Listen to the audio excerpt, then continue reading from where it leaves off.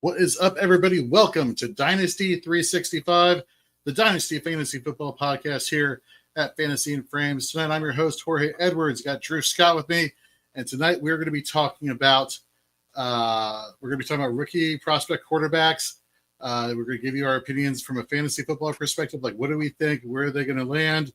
Are they going to land anywhere? So stay tuned, and we'll be right back after this.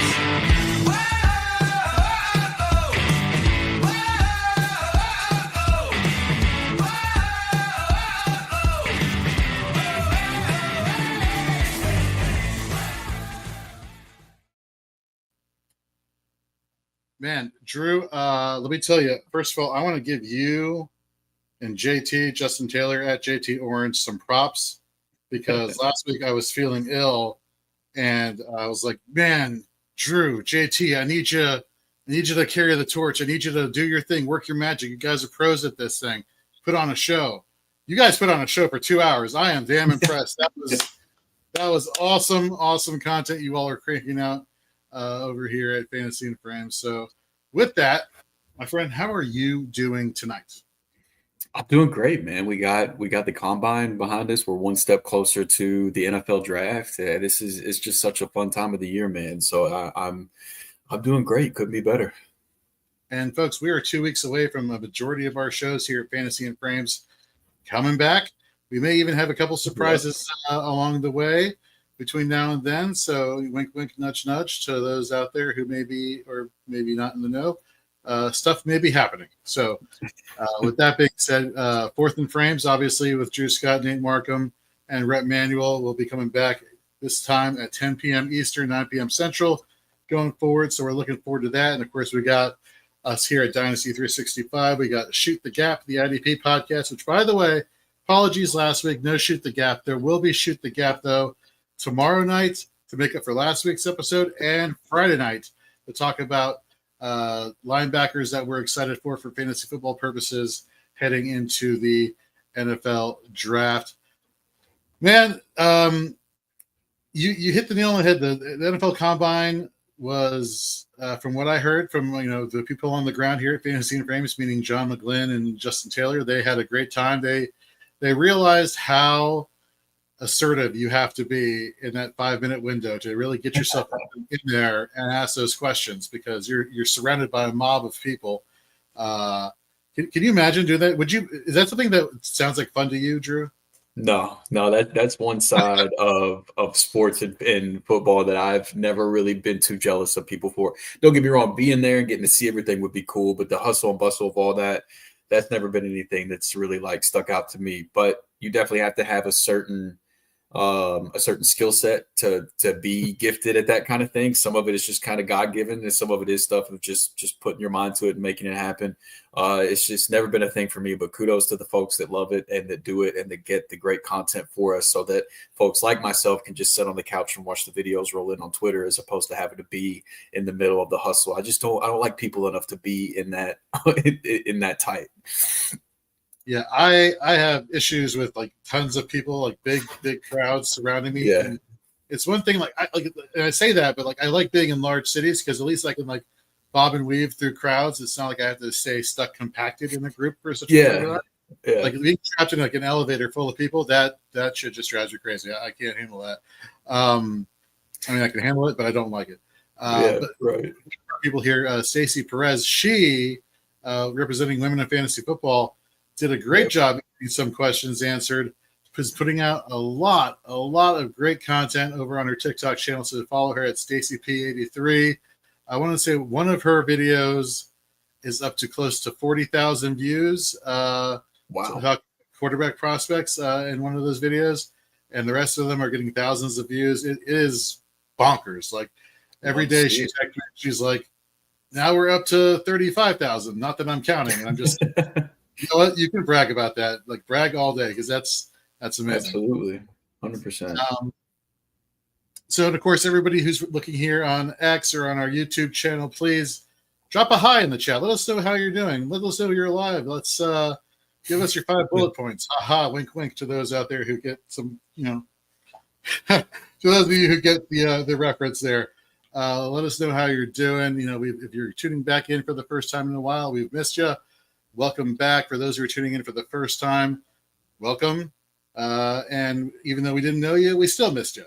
And drop in, of course, any Dynasty Fantasy Football questions you have in the chat. Drew and I will get to it. JT should be here a little bit later in the show. Fingers crossed. So we'll see. But let's get into it, Drew. Let's talk about quarterbacks, rookie prospects. And I think maybe before we get into it, there are many ways to break down talking about rookies. Like you have the one stance where it's rookie quarterbacks from a real football perspective. How are they going to perform? And then there's where we talk about things where it's like rookie prospects from like a fantasy perspective, and where are they best suited to help you in your matchups going out week in and week out, especially during rookie drafts. Figuring out where to find for the position. And so I thought I would go through the first round of the NFL draft as it stands currently in terms of pick selection, and kind of just rattle off the teams that I think are the ones that need a quarterback desperately. And so with that, I think that's going to kind of help us narrow our focus in terms of just like which prospects we should really start talking about, and where they kind of like would be best suited to play given the situation around them. So starting off here at number 1, the Titans. I don't think Will Levis is the future. Call me crazy. That may be a hot take there. And I say that very sarcastically. Then you followed up with the Cleveland Browns at 2, the New York Giants at 3, the Raiders at 6, the Jets at 7, and then I'm putting in Pittsburgh at 21 because we don't know what's happening. There's been talk that Russell Wilson has been linked to Vegas. We've had talks that Justin Fields has been linked to the Jets. But either way, none of these quarterbacks are being linked to Pittsburgh. So I could definitely see them being a team that maybe in the later part of the draft may try to move up a little bit, maybe into the teens and kind of get their quarterback. Is there any other team that jumps out to you, or do you think those are kind of like the main ones there? I don't necessarily know if they would do it. I think New Orleans should think about it if one of the quarterbacks fell. I know that they've already said Derek Carr's our quarterback, is in regards to their plans for this year, but I don't think it's a secret that he probably shouldn't be the long-term answer there. So if your guy's there at 9, I think New Orleans should definitely entertain it. I'm a big Geno Smith guy, but depending on if Shadur for some reason did slide a lot, I think Seattle at 18, you could consider it. I like Geno, but how many years does that plan really have left in it? I agree with you with Pittsburgh at 21. And then that's really it for the first round at that point. Once we get past Pittsburgh at 21, it would have to be a team trading back into the first round where I could see a case for it. I hope the Rams don't do it at 26. But I know this Stafford thing went for a while. It sounds like that it's basically just a one year thing. He's technically signed through 2026, but they're probably going to have to do this all over again this offseason. I know that I don't know if it was even true. I saw something on Twitter and I didn't look too much into it. The Rams supposedly met with Shadur. I don't know if there's any truth to that. But I hope they don't go quarterback. I think they have a good enough roster to possibly contend for a championship. And so I'd like to see them use that first round pick on a player that can make an impact next season with Stafford. But I've seen some quarterback, I've seen some people mock quarterbacks to the Rams at that point at 26, but to me, it stops with Pittsburgh at 21. Fair enough. Yeah, no, that's a very good point you bring up about the New Orleans Saints. And just what are we getting? And not to mention, you look at the Saints, look at who they have around them. They have an aging Alvin Kamara, who I'm surprised he has been playing as well as he has the past couple seasons. Since a couple of years ago, he was a PPR or bust monster in fantasy for fantasy purposes. But how much longer do you have there? Rumor on the rumor at the water cooler the past couple seasons has been Kendra Miller is not exactly living up to the heir apparent role there in New Orleans. Right. The wide receiver position, you have Raheed Shaheed, who's coming off of that injury. You're having Chris Olave, who's been dealing with concussions his entire career. What do you have there? So it makes me wonder, from a quarterback perspective, if they're looking to draft a quarterback, are they looking for like a polished passer? Are they looking for a playmaker? And that may be a quarterback that we'll be touching on a little bit later during the show. But with that being said, let's get some of these quarterbacks that people. I'm sure you've heard the names, folks. They exist. The Cam Wards, the Shadors, the Jackson Darts, so on and so forth. But let's dive into why we think they would make good fantasy assets for you here, as well as potential landing spots. Now, as the draft is in the first round is currently set up, we got the Titans at 1. I said earlier, Will Levis is probably not the long-term answer there. So, I don't see Cam Ward slipping past the Giants at 3 if it gets to the point where that's it. Like there's no. So let's talk about Cam Ward. University of Miami, 6'2", 223. In the Power 5 last year per PFF, third in adjusted completion percentage overall. And you'll hear me repeat these stats for all these different quarterbacks because these are the ones that kind of like zero in on when I'm looking at whether or not they're going to give you really good upside or not.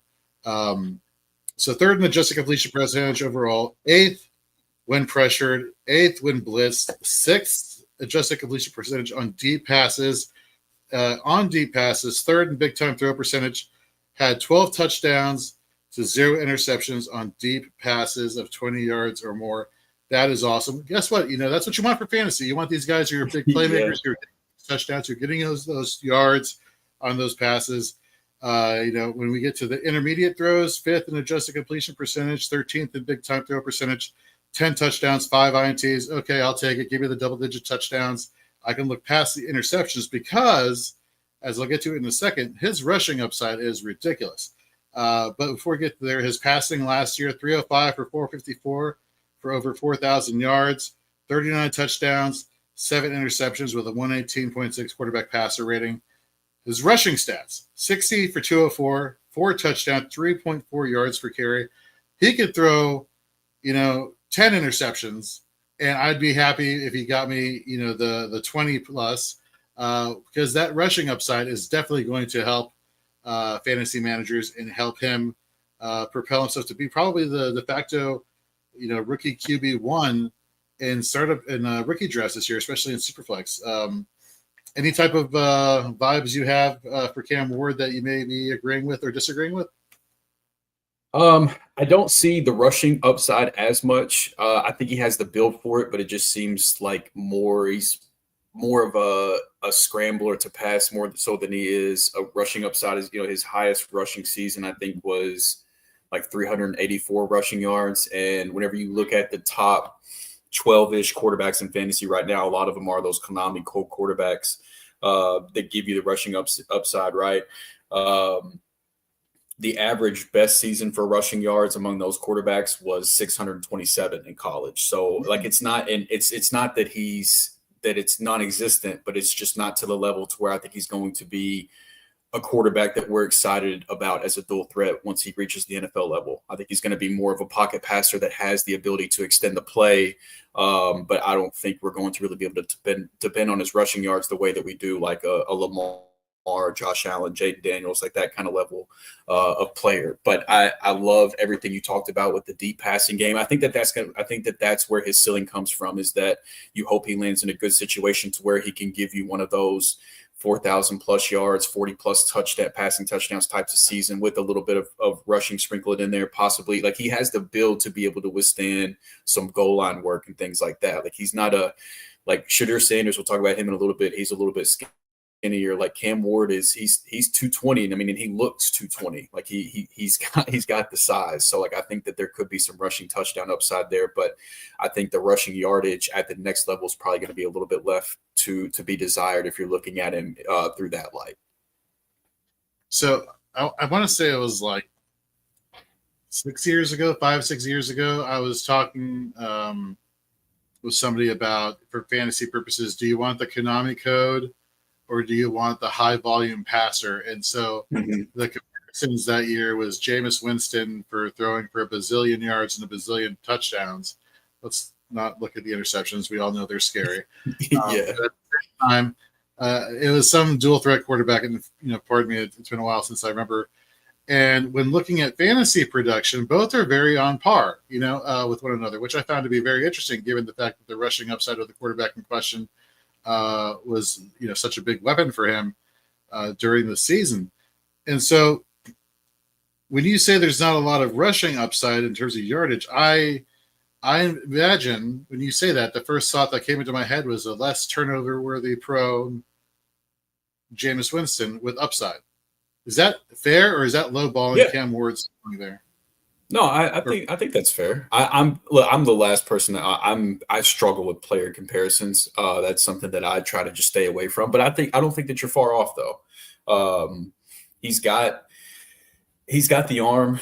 He something that I think could be exciting about him if he can rein it in, but it's almost kind of a weakness right now, is he does tend to extend the play a little bit too much, which can lead to taking too many sacks. And once you introduce the speed of the NFL level as opposed to the college level, but those are all things to me that are very coachable. Like you can work a guy on getting a quicker release, trying to work through his progressions and find his read and not hold on to the ball for so long. It's something that if a guy's willing to learn and you have the right environment around him, because I don't think that's something we talk about enough, is that just situation matters, like coaching matters, your protection matters, your weapons matter. Like as important as the quarterback is, most of the quarterbacks that you look at in the league that we think highly of, they also have pretty strong supporting cast around them. And that's not a coincidence by any means. And so that also matters as well. But if he has the right coaching, I think that holding on to the ball too long, just having him pick his spots whenever it comes to that, because there is absolutely room for quarterbacks that can extend plays and create and make something out of nothing, which Ward has the ability to do. He has the arm strength to do, and he has the mobility, at least within the pocket, to make it happen. And so I think that there is upside there, even if it might not come from the rushing.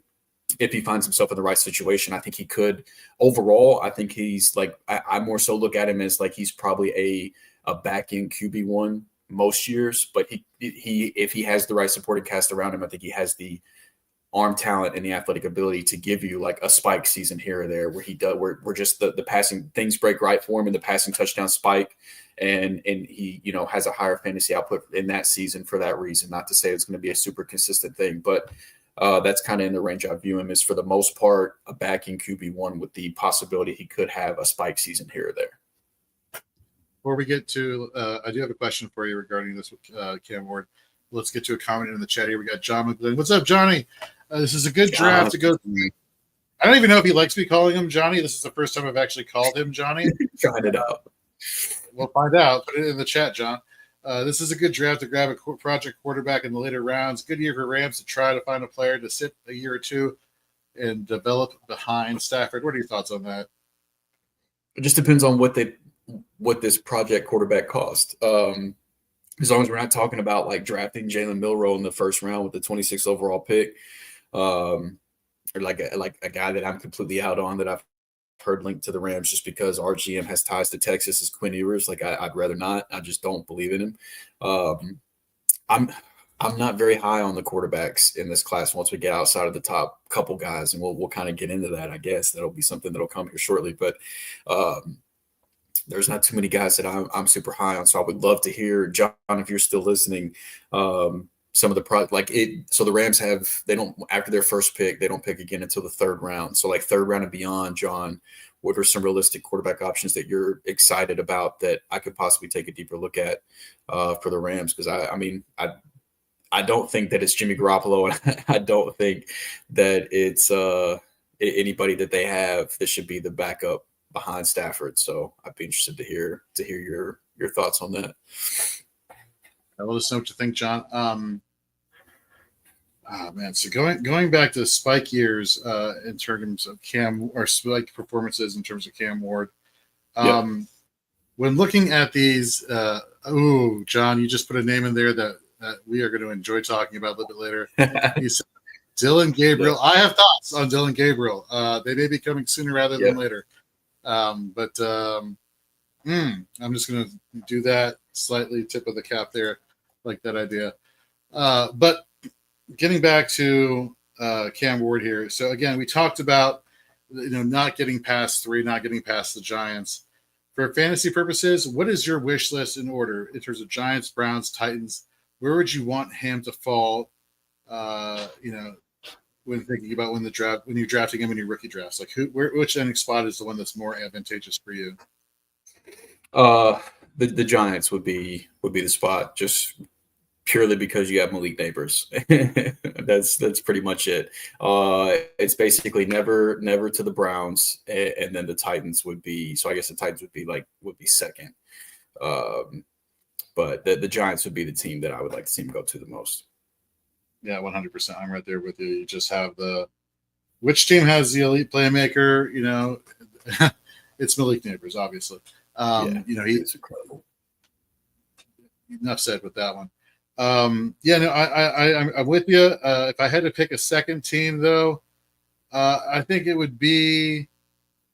It's gross. It would be the Browns. The Titans. You do have Calvin Ridley, but how much older he's going to get older. I think he's already. Is he an old wide receiver? I want to say he's getting up there. He's in his late 20s now. Probably. He's pushing 30. I was about to go full ageist on him, but then I didn't actually remember how old he was, so I kind of walked it back a little bit. But you have Chigakonkwo. Is he real? He turned 30 in December. Yeah. Well, that tells you right there, folks. Trust your gut. If you feel somebody's old, call them out on it. Don't do that. Be nice, people. Come on.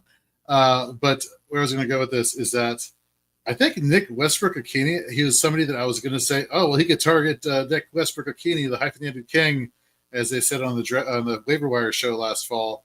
But I think he's a free agent right now, if memory serves me correctly. So they don't even have him potentially to help get the deep ball too. So I'm with you. The Giants, Cam Ward, it makes too much sense. I would not be surprised if the Giants make some kind of, offer and deal you couldn't refuse. So the Tennessee Titans. They've been saying they're trying to get up to number 1. I don't know. You know how NFL draft rumors go, but that's been the word. I hear you.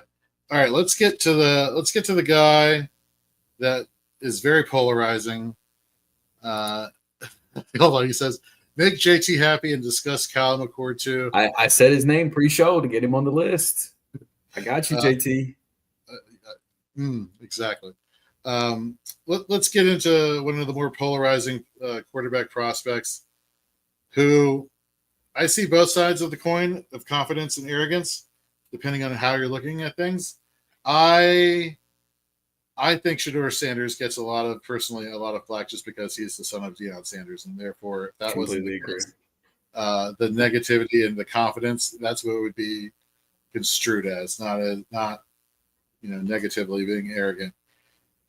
That being said, let's talk about Shedeur Sanders, because I don't think this is as much of a slam dunk situation here for fantasy purposes as we want to have.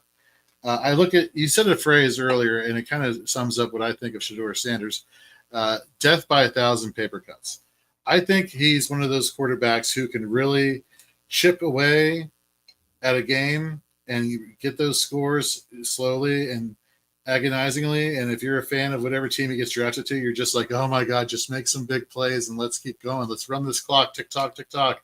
Versus he's like, he's throwing the balls left and right. He's making these deep passes, which he's not exactly known for being the biggest deep ball passing quarterback. He knows, I can go to the stats in a little bit, but since I took a crack at Cam Ward, why don't you give us some little information on Shedeur Sanders? 6'2", 215. That 215 seems very generous. He looks more like around that 200 line, which is still fine. But I think that's, I said that Cam Ward is like a sturdy 225, 223, 220. Shedeur Sanders, he don't look 215 out there, but he has the college experience that you look for. Over 1,600 total passing attempts across his college career, an extremely accurate quarterback. His career completion percentage is over 70%. The best among the draft eligible quarterbacks that at least that I'm tracking, has the highest career completion percentage. His career interception rate 1.32, so well below the kind of 2.5% threshold that you look for. for a quarterback. As you mentioned, he's not a super so I don't think he has a bad arm. Like in terms of making the throws that you want an NFL quarterback to be able to make, he has enough arm to be able to do that. He's not going to blow you away with his arm talent. But it's good enough. But I mean, his college yards per attempt was down to 7.9, pretty in line with Cam Ward, but below guys like Jackson Dart and Jalen Milroe. But I mean, the production is there. His best passing yard season, he threw for almost 4,000 yards, threw for 39 touchdowns in his best season. We talked about Cam Ward, or at least I talked about how I thought Cam Ward wouldn't necessarily be a dual threat quarterback at the next level. Even less so is Shedeur Sanders in that aspect. Like you said, death by 1,000 paper cuts. He is a guy. He's a very accurate quarterback. He can eat up those short to intermediate routes. If he lands in a situation where he has solid protection, I think that he can be a very good NFL quarterback. Like I think he can be a better Tua Tagovailoa. I said I'm horrible at comparisons, but I think that that's the range of quarterback we're looking at. I don't think he's going to be like a top 5 quarterback, a Patrick Mahomes, Joe Burrow, Josh Allen type of quarterback. But I do think he can be a mid-level NFL quarterback. But just even more so than Cam Ward, you're going to be hoping that he needs to land in a situation where he has a solid offense, a good offensive line, but a horrible defense. Kind of like what Burrow had this year. Like for him to see his fantasy ceiling, he needs to find himself in a Burrow situation where he has, I don't even want to say solid protection, but he has solid weapons around him and a defense that constantly is putting back on the field and forcing him to continue to score points, because he's not going to get you the rushing touchdowns, the rushing yardage, things like that a lot of these top quarterbacks in fantasy that we look for are. So I have a hard time putting him up too high, because I think his ceiling is a mid-level QB1, and I think he's more likely to be like a high-end QB2 for the most part of his career. So not a terrible pick, but not something that I would be necessarily dying to spend a front-end first-round fantasy rookie pick on in a super flex league, with that being the way I view him. I think he's going to end up being a better NFL quarterback than he is fantasy quarterback. See, boom, that right there. Loved everything you said. That last part just resonates so much. I know it's just one game, but he's had several examples of this game. Maybe not the exact drama that it had, but I remember back in 2023, I laid up, my leg just had an operation on it. It's a Saturday night. My pain pills are kicking in full plume. I'm having a great night, obviously. It's fantastic. What more could you ask for? And all of a sudden, it's the infamous Colorado State versus Colorado game that went, I want to say, 2:30 in the morning Eastern, 3 a.m. And I was glued to the TV for every single minute of it.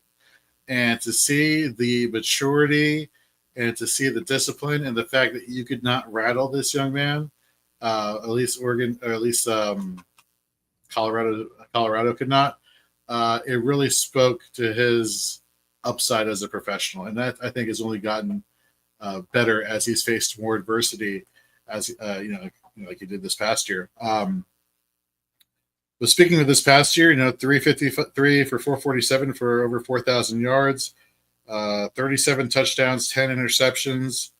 Going back to his completion percentage, first overall in the Power 5. Like you said, he's very good with the ball.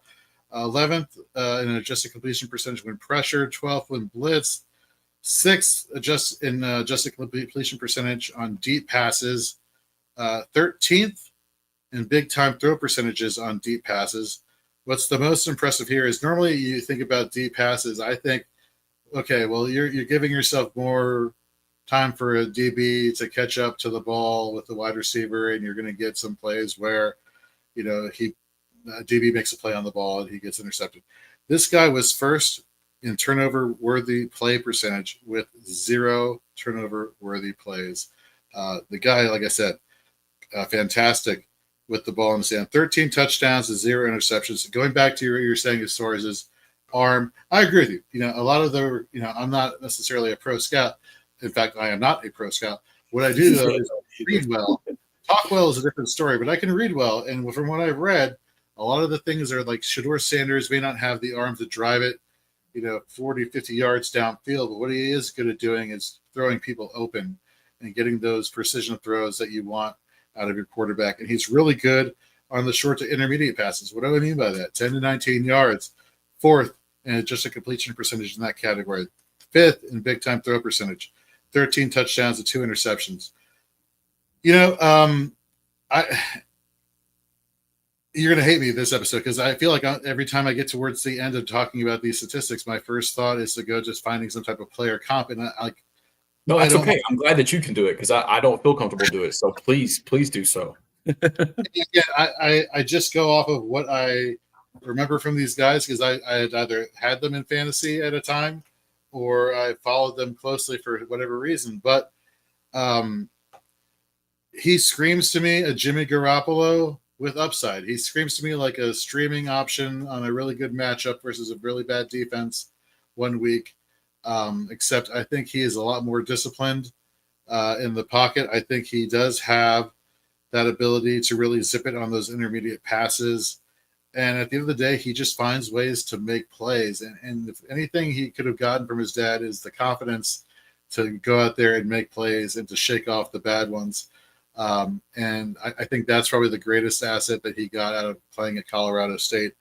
And let's not forget, playing at Jacksonville State. That's two programs he helped elevate. Jackson State, Jacksonville State. Yeah.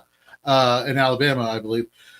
That's two programs he helped kind of elevate, in terms of recruiting, in terms of quarterback play and performance. And so there's a lot of leadership potential there. Again, let's go back to the quarterback needy teams. You got the Titans, you got the Browns. Let's throw in the Raiders and the Jets. I would love if he went to the Raiders. They could obviously help improve their offensive line a little bit, but I'd love to see him in Vegas.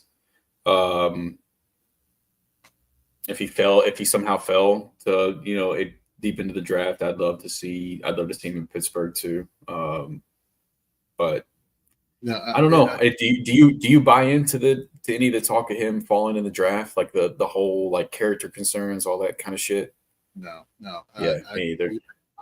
I do not one bit. I think if you have a young team with young players who have the talent but just haven't had the leadership quality at the quarterback position, like the Giants or the Raiders or the Titans, especially the Titans. The Titans, for some reason, that's a team that's resonating with me.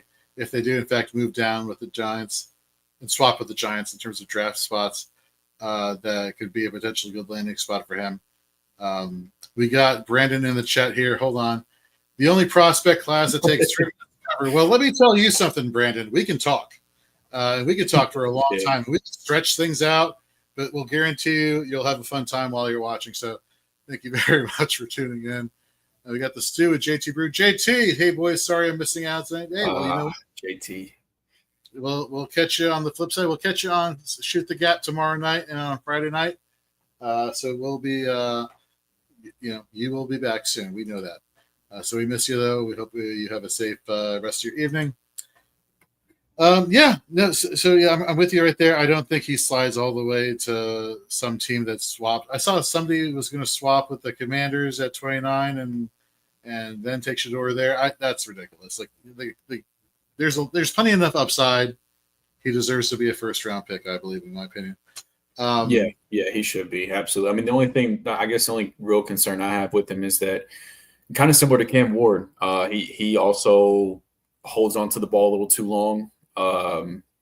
I think it's probably something that started at Jackson State just because he could afford to, and then that changed a little bit at Colorado. It's going to change even more so in the NFL, and it didn't help that his offensive line at Colorado was awful as well. But again, similar to what I said about Cam Ward, I think that that's something that's very coachable. And if he lands in the right situation with the right folks that are going to set him up for success, I think that again, if you just give him the proper protection, I think that he can pick defenses apart. And so I like Sanders a ton. It'd be great if he had the rushing upside that we look for, but I think that there's an argument for him to be the QB1 just because of how accurate of a passer he is, his ball placement, his completion, the completion percentage, how good he is going through his progressions. That is stuff that translates to the next level. I think he's going to have a really solid NFL career. I think he's the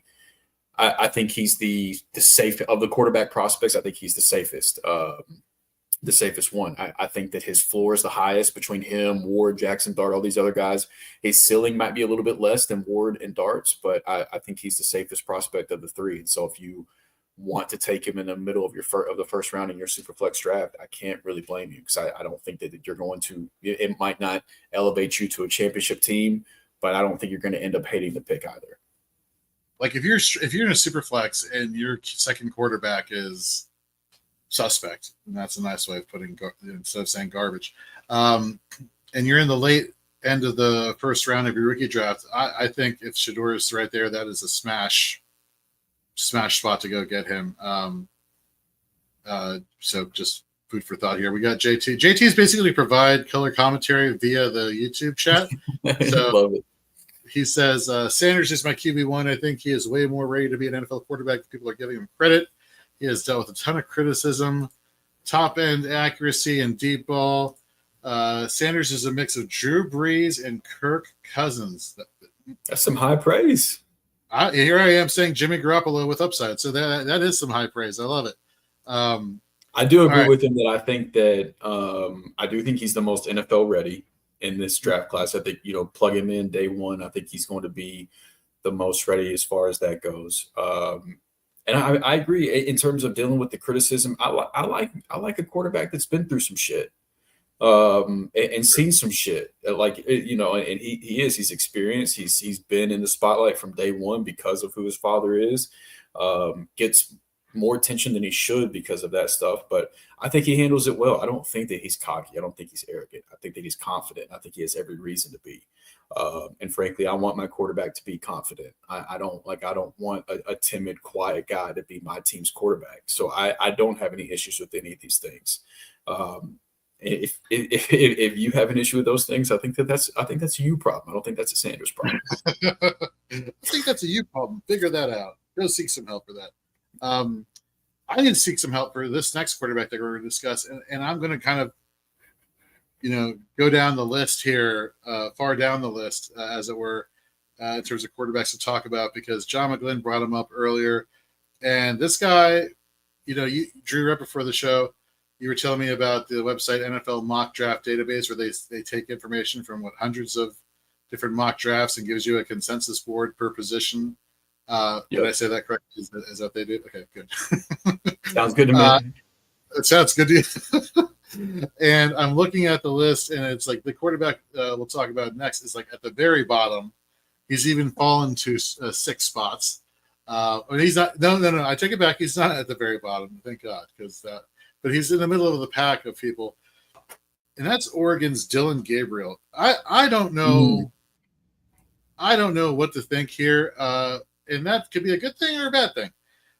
He is undersized. Well, weight-wise, I should say he's undersized. He's 6. Well, no, he's undersized. 6 foot tall, 200 pounds.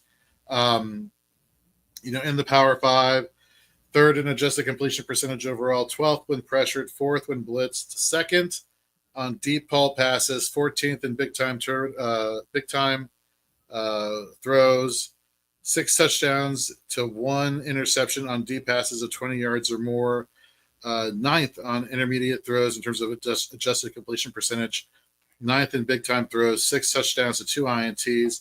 In 2024, had 326 attempts for 326 yards on 447 attempts for over 3,800 yards. 30 touchdowns, 6 interceptions. In fact, he's been around. He's been around for a while. Let's see here. He's been playing college football for 1, 2, 3, 4, 5, 6 seasons. You know what? You're living the life, my friend. Yeah.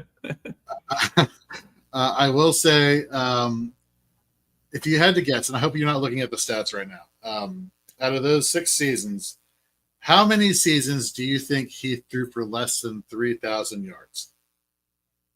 So I wasn't looking at the stats, but I know that in the Excel sheet that I used to examine some of these guys, I know that his best yardage season was pretty low. It was like 33 or 3,400 yards, if I remember right. So I'm going to say like maybe one of them. Yeah. You are spot on with one of them. He had one season, 2021 at UCF, where he only had 814 yards. I'm assuming there was an injury there that I'm just not aware of.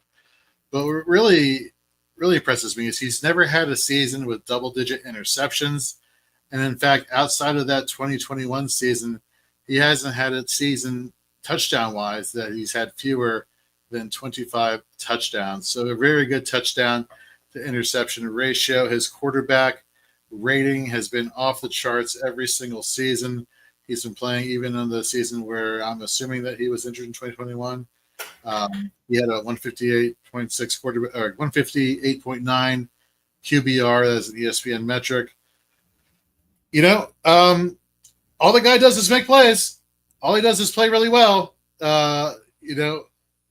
He's been doing it for 6 years, and I get it. You could come at me and you could say, well, he's been doing it against younger competition. I'm like, well, last time I checked, all these players in the NFL right now are younger than me, and I could get my ass kicked by all of them. So that narrative of like, well, he's picking on the younger talent. Well, younger talent can be really good at what they do too. So I don't like just having that age being a discriminating factor here when talking about him.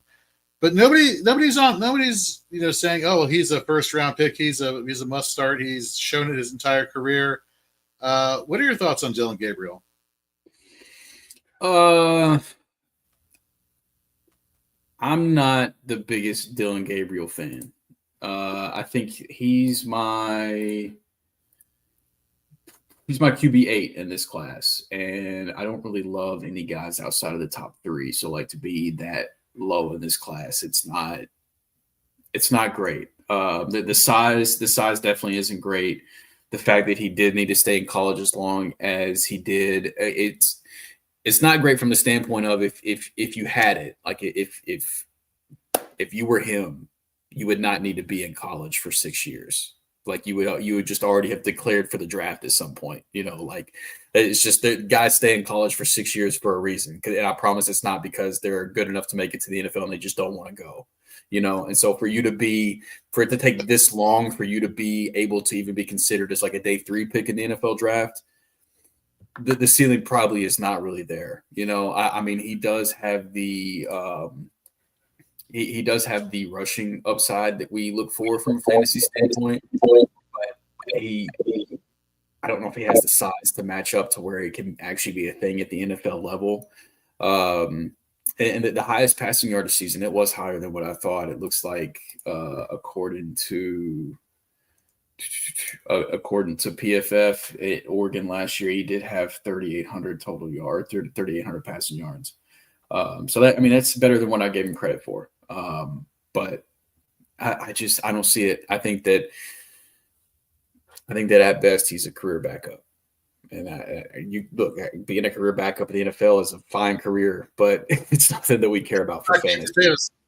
Yeah, no, wouldn't it be funny if the Saints took him in the first round and shocked everybody? It's like, well, we made 1-6 with. I feel so bad. Don't put that evil on them. Good God, that would be so awful, man. I don't think JT would be a fan of the pick either. He's out on paper, really good college QB. Don't think he translates to the NFL. He's a poor man's Tua. John has some thoughts on your Jimmy G comparison. Says I don't even like Sanders, and I wouldn't do that to him. It's we got our man Albert in the chat. Albert, appreciate you hanging out with us as always, man. Thank you for being here. What's good, Albert? Welcome to the show. Welcome everybody who's watching across X and on YouTube. If you haven't already, head over to our YouTube channel. Please hit that subscribe button so the Fantasy Frames can alert you when we put out fantastic podcasts, YouTube shorts, you name it. All sorts of great content there. And don't forget to go over to fantasyframes.com. We're cranking out some more articles now. We're getting back into the writing phase. Things are starting to get back up there. And, of course, our rankings will start to get uploaded as well as we get closer. And with free agency starting, you better believe there's going to be some adjustments in Dynasty rankings, as well as for those who are eager to see some early redraft rankings. We may oblige you there. So just something to pay attention to. So head over there. And as well as follow us all over our social media channels. We would definitely appreciate all your continued support. Okay, so now that we got the controversial Dylan Gabriel, see, okay, let me bring it back. Sorry, that was a little bit too rushed there. I think in the right situation, he would be great for fantasy. I don't see being in a great situation or being in a position to start and get the early snaps that's going to matter, at least this year. I think if you play in any XFL leagues, I think here in a couple of years you could have a steal in an XFL league. Wow. Well, first of all, it's called the UFL, not the XFL anymore. No, it's always the XFL to me. It's like I'll never call Twitter X, and I'll never call it the UFL. You know what? If he landed DC Defenders, I would be 100% on board. I'd be on SportsCenter getting thrown out every single week. Go Gabriel! Go Gabriel! I cheer for the man. I hope he gets some semblance of. I hope that, you know what, Drew? You know what I hope? I hope that one day in one of your fantasy leagues, in one of your Dynasty Superflex leagues, the guy you're facing or the woman you're facing in the weekly matchup has no choice but to insert Dylan Gabriel because there's a quarterback injury to the first and second string quarterbacks. So the QB3 has to step up, and it's, he just goes off for like a bazillion points, and you lose by 1 point. It's not even you get blown out, but you get loose by 1 point to just really rub it in there. That's what I hope for all you all. Dylan Gabriel. My team must be really bad for that to happen.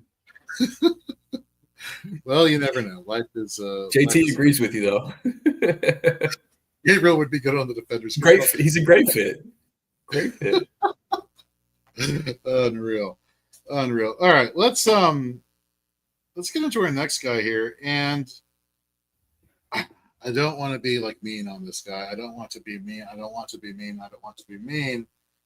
But I think I'm going to be mean. Well, hold up. I'm going to hold off on being mean. I'm going to give you the opportunity to be mean if you do choose to be mean. And let's talk about Jalen Milroe as a quarterback prospect for fantasy. Oh, yeah. Okay, that won't be a problem. What are your thoughts on Jalen Milroe for fantasy purposes here? I'm out. He would have to get shocking, like top in, like middle of the first round or better NFL draft capital for me to be in.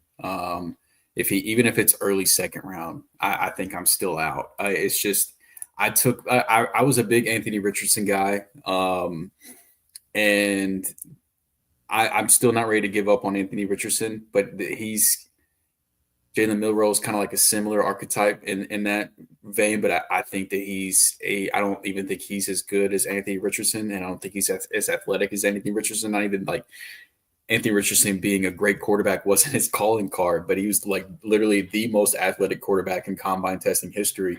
I don't think Milroe is as good of a quarterback, and he's not on the same level from an athlete standpoint, and it's just the experience isn't there. Not even 600 total passing attempts in college, and the career interception rate over 3.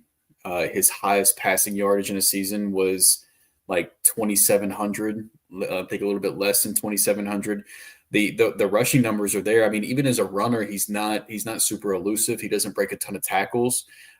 He's not an incredible runner either. He just has the mobility to be able to do so. But there would be so much that would need to break right for me to be in on Jalen Milroe. Like, he would need to be a mid to early first round pick. He would need to be in a good situation with good weapons around him, good coaching staff.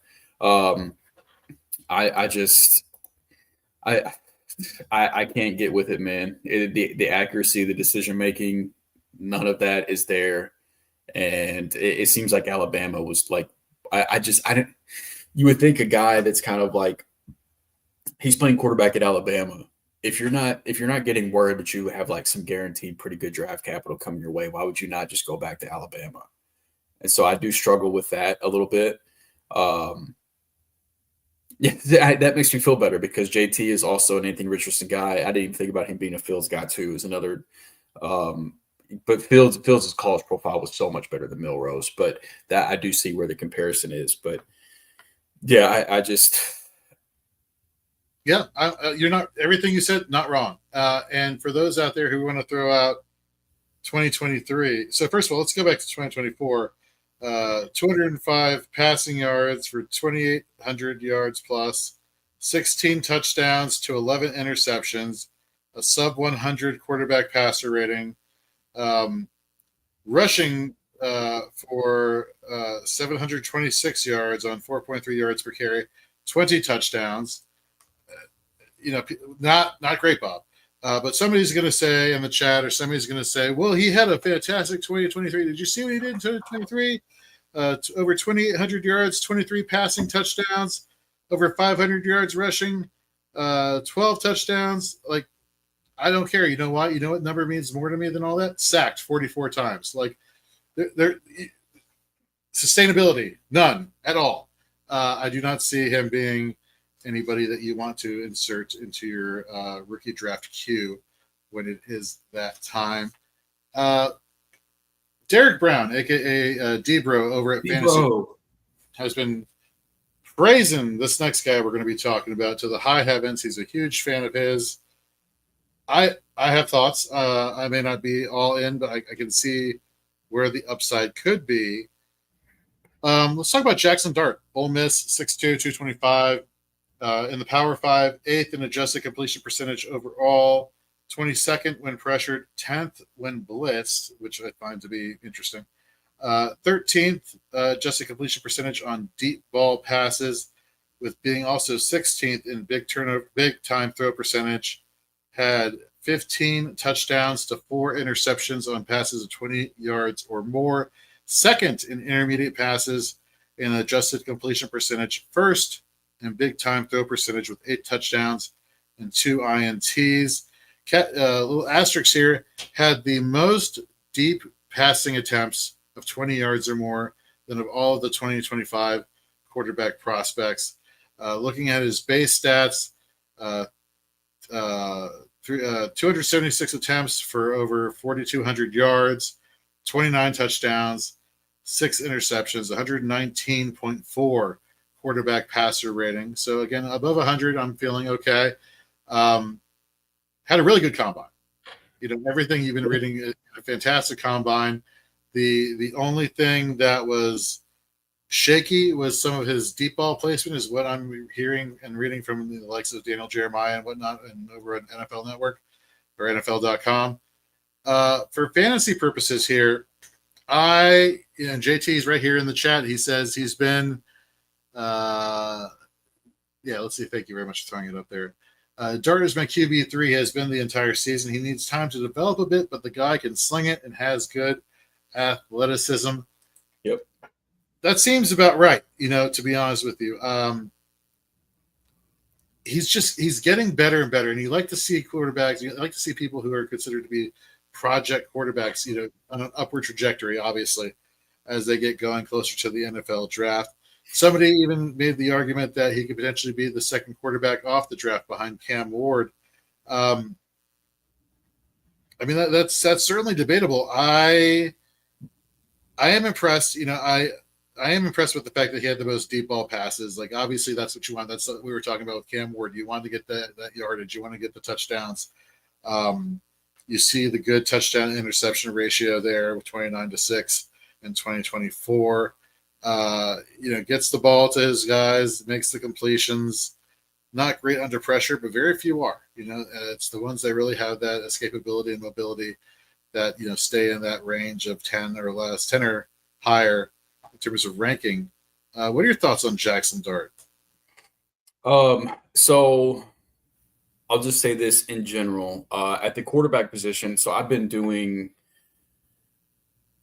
I don't want to even call it scouting, because I'm not a scout by any means, but I've been doing this whole rookie rankings and things like that since the Kyle Pitts, Jamar Chase year was the first season that I started watching college tape, looking at the stats, trying to develop my own rookie rankings. And in that time, I found that quarterback seems to be the hardest position for me to evaluate personally. And so while it matters for all positions, I depend on draft capital to help me out pretty tremendously with quarterbacks. And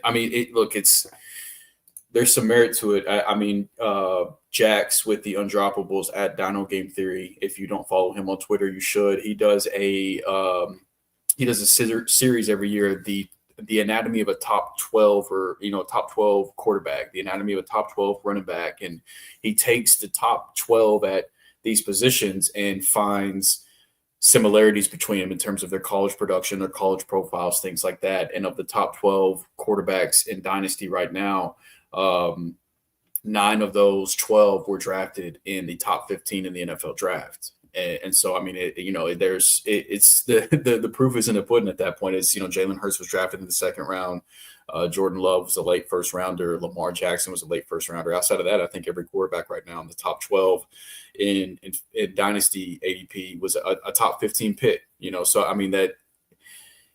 Even if that's not going to necessarily make you a better player because you were drafted there, but it does at least give you an extended window as a starter. Teams are going to continue to give you more looks. Like, I mean, we see how Anthony Richardson has looked through 2 years, and he's going to be the starter in year 3 because the reality is the Colts took him number 4 overall. You're not going to be able to just move off of him considering the injuries and things like that he's had to deal with. Like, these guys have a longer shelf life with the better draft capital.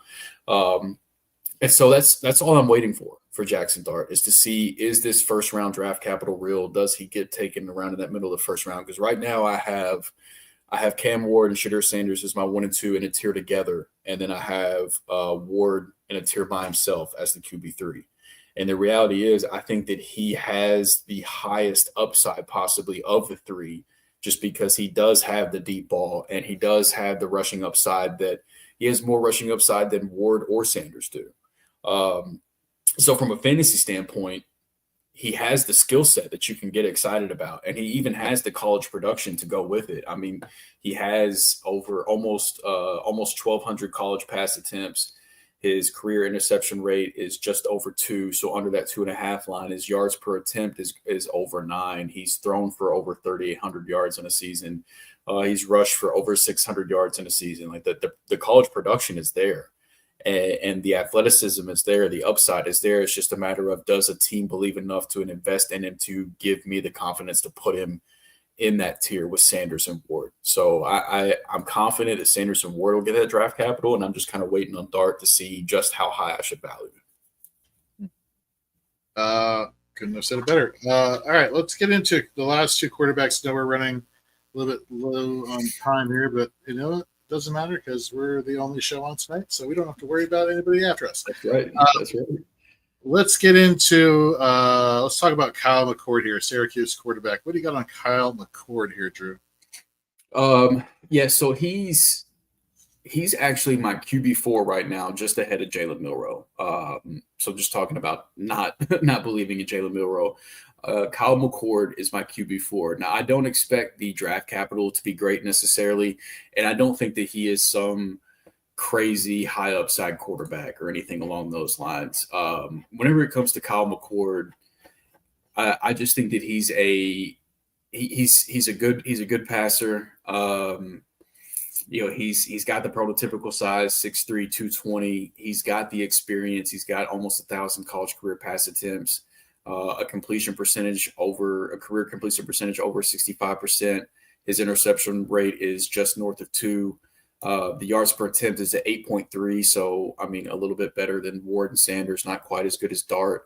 But the production's there. I mean, his best season, he had over 4,300 passing yards. But I mean, he is purely a pocket passer. There is no, even less than Sanders, even less than Ward. Like, there is no rushing upside whatsoever. He is a pure pocket passer.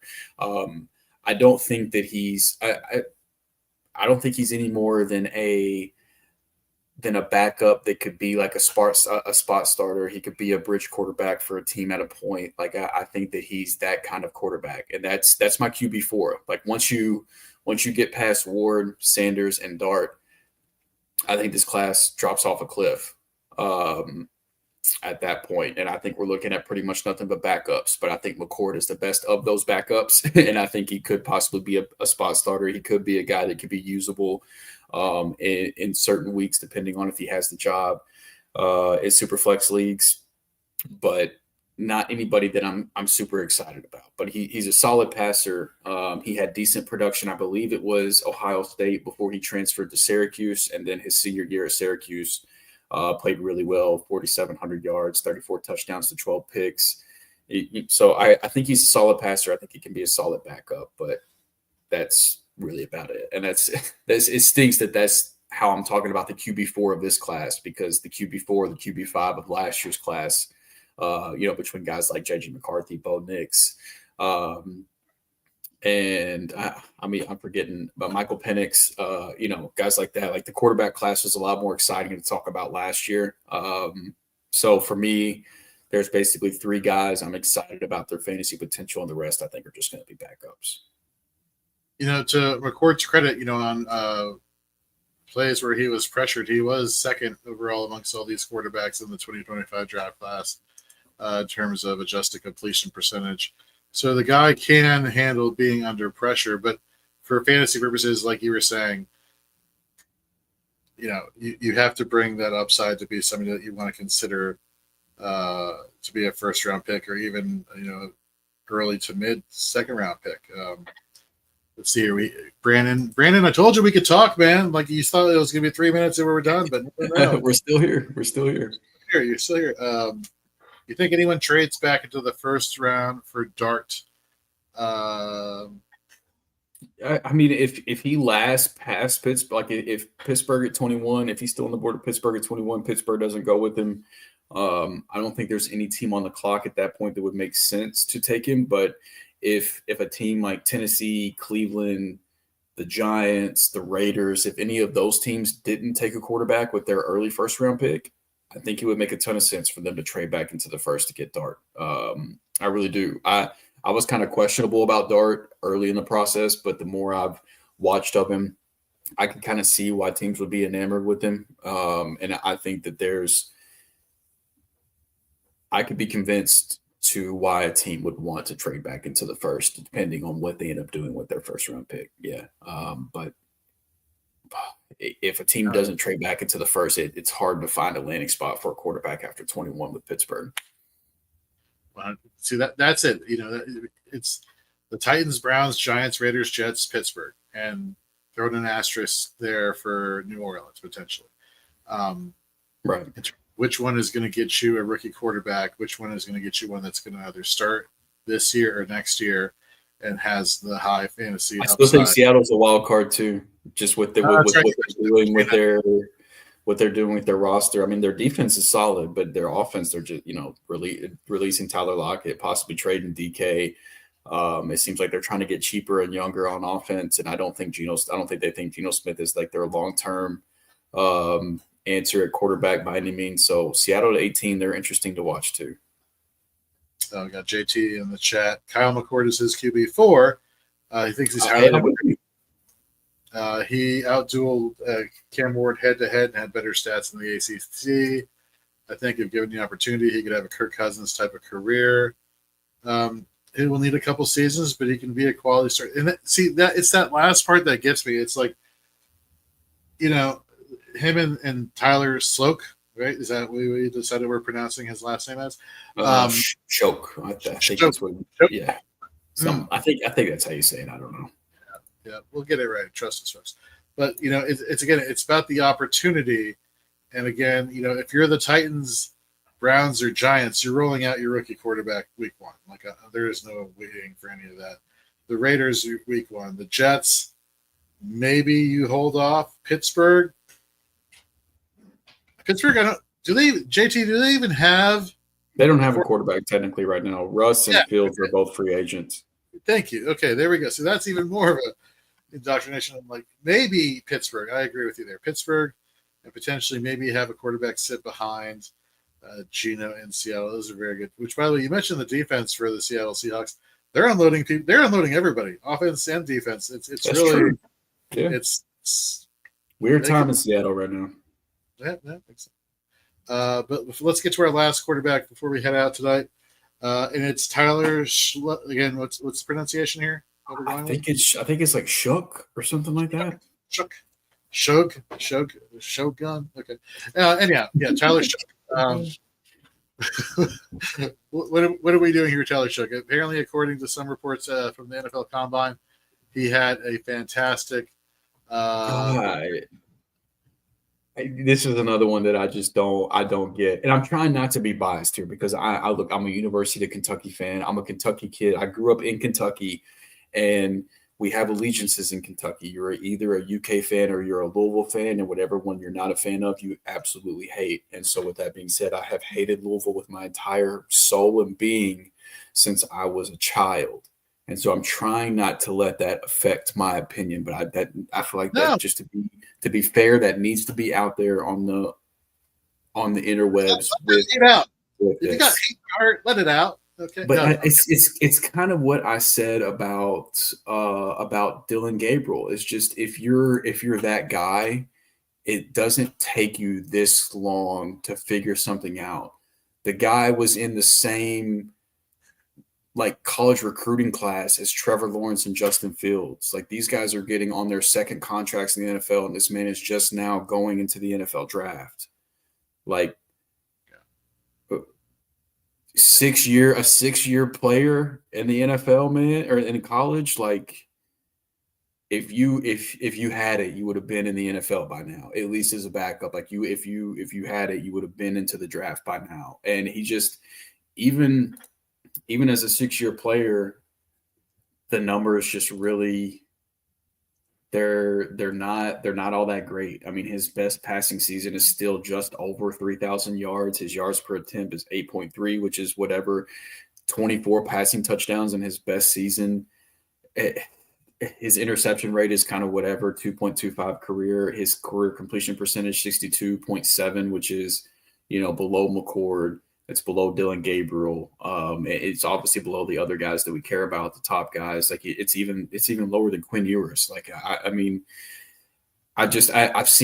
saw one guy, Joe something or another on Twitter, said that he was his quarterback 1 in the class. I've seen people talk about him as like the possible QB3, QB4.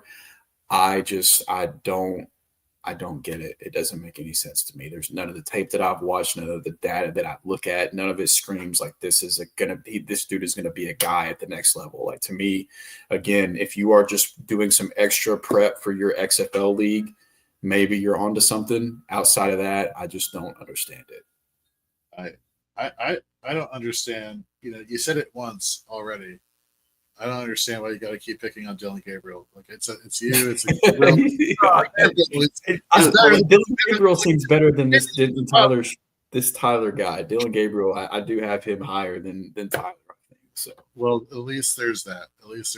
And speaking of that, folks, that's going to wrap up our show here on the Dynasty 365 podcast. If you like what you heard, please let us know what you think. Whether it's in the comments or DM us at Fantasy and Frames. We'd love to hear what you have to say. If you like listening to all of our other Dynasty shows here, wherever you listen to podcasts, look in the search engine, type in the Dynasty 365 podcast, subscribe to us. We're here, like the show says, it's 365 all year round. So we really appreciate you all tuning in tonight as we were talking about rookie prospects for fantasy. Before we get out of here, Drew, anything you want to talk about, anything you want to plug, anything you want to just talk about that you had a good time during your day with? What do you got? The floor is yours. No, nothing else. We've taken enough of the good people's time. Just, if you enjoy what you heard, please consider subscribing to the YouTube channel. Go check us out on any streaming app that you got. Go check out the website. There's going to be plenty of articles and great content going up on the website as well, and all of our rankings.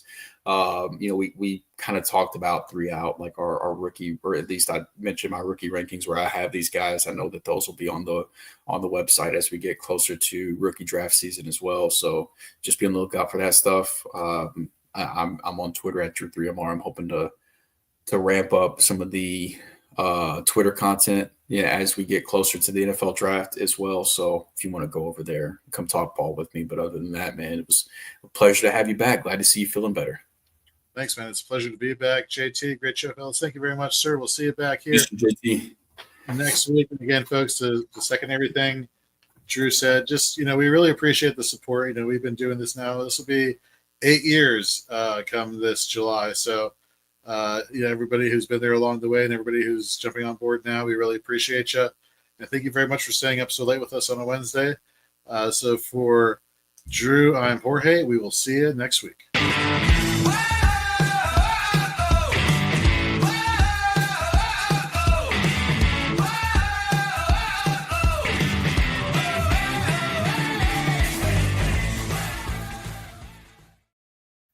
Yeah, that was fun. Great show.